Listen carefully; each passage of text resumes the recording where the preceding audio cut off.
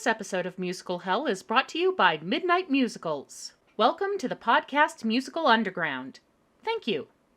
Hi, I'm Diva from Musical Hell, and I know the score.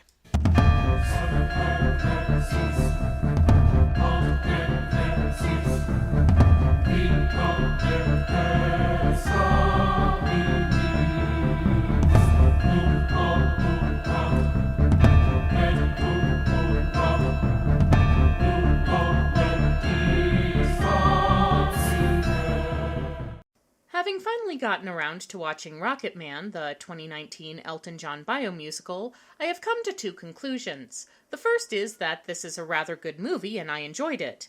The second is that's very odd because on the surface this doesn't look like a movie I'd enjoy. It's a jukebox musical where the connection between the songs and the storyline ranges from dramatically appropriate to tenuous at best. The plot follows the same beats you've likely seen in dozens of other biopics, or even the parody Walk Hard, down to the questionable age makeup.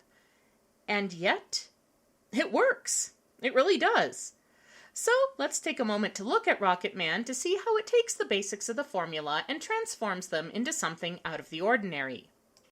Rocket Man has something which we might call the Moulin Rouge effect. Just as Moulin Rouge managed to make a cliché melodramatic story work through the courage of its convictions and a definite sense of style, so Rocket Man leans into the formula it's presenting and embraces it. Rather than attempting to subvert the traditional biopic tropes, it plays them up. The moment where young Elton is first given the lyrics of Bernie Taupin is treated with portentous reverence.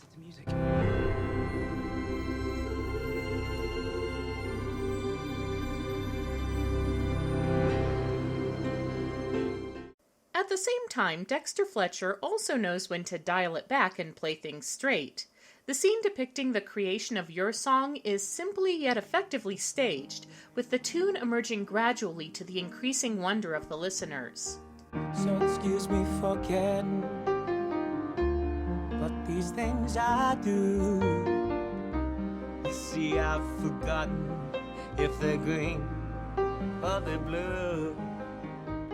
In general, whether they're clear reflections of the character's mental state or glorified background music, the songs are filmed and choreographed very well. Elton John's Adolescence is covered to the tune of Saturday Night's All Right and filmed in impressive long takes. Saturday night's all right, all right, all right.